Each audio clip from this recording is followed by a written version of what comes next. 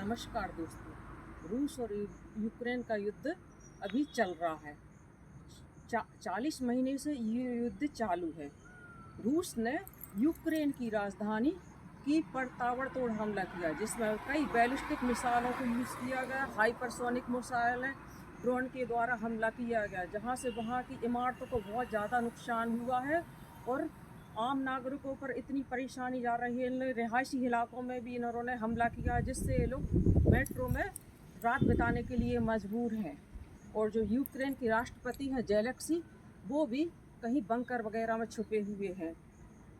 इस वजह से क्योंकि इनके लिए यानी पहले अमेरिका से यानी इनको हथियार आना था, जो 3 जुलाई को रोक दिया गया था। तो इसके कारण इन लोग के हथियार कम पड़ गए।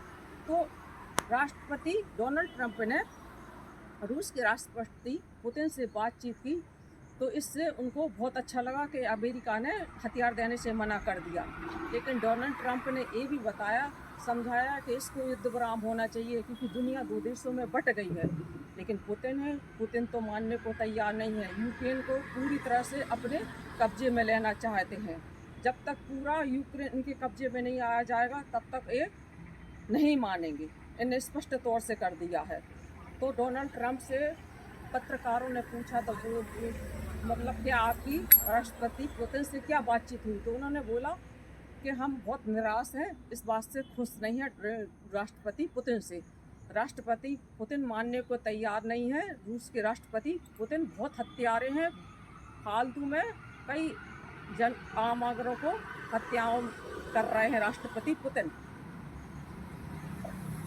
रूस के राष्ट्रपति जब तक पूरा यूक्रेन पर कब्जा कर नहीं लेंगे।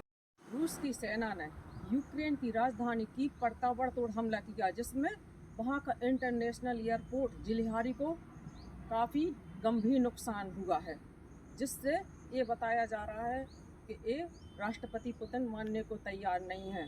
इस वजह से डोनाल्ड ट्रंप ने राष्ट्रपति पुतिन से बात की कि आप इस पर युद्ध विराम कर दीजिए। लेकिन राष्ट्रपति है ना, पुतिन मानने को बिल्कुल भी मंजूर नहीं है। जब तक ये अपना मकसद पूरा नहीं कर लेंगे, तब तक पीछे नहीं हटेंगे।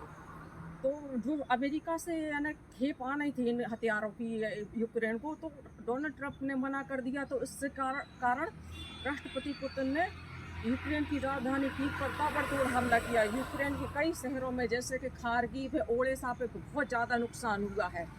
लेकिन ये अपना मकसद पूरा करने के लिए पूरे तैयार बैठे हैं। तो डोनाल्ड ट्रंप ने बात की, तो इन्हें स्पष्ट तौर से मना कर दिया कि जब तक मैं अपना मकसद पूरा नहीं करूंगा, तब तक मैं यूक्रेन पर हमला करता रहूंगा। तो यूक्रेन इस वजह से काफ़ी कमज़ोर पड़ गया है। तो फिर अब डोनाल्ड ट्रंप भी इस बात से यू टर्न ले लिए हैं कि ये नहीं मान रहे हैं। तो फिर से यूक्रेन को अमेरिका वाले एयरफोर्स की एयर डिफेंस को देने को तैयार हो गए हैं। इस युद्ध से दो देश दुनिया में बट गए हैं। जैसे यूक्रेन है, यूक्रेन की साइड अमेरिका, यूरोपीय देश, नाटो देश यानी खड़े हुए हैं। अब इसके साथ है ना, रूस के साथ खुलकर चीन आ गया है, उत्तर कोरिया आ गया है। और चीन क्या बोल रहा है, मैं रूस को हारने नहीं दूंगा।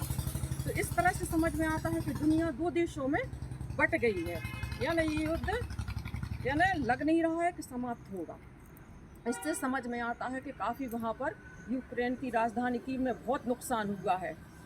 जब राष्ट्रपति पुतिन मानने को मंजूर नहीं है, तो डोनाल्ड ट्रंप ने राष्ट्रपति जेलेंस्की ने अमेरिका के राष्ट्रपति डोनाल्ड ट्रंप से कम 1 घंटे तक बात की, जिसमें उन्होंने यहाँ की पूरी सब बताया कि क्या क्या नुकसान हुआ है। इस बारे में यानी अमेरिका से हथियार मारने की अपील की है।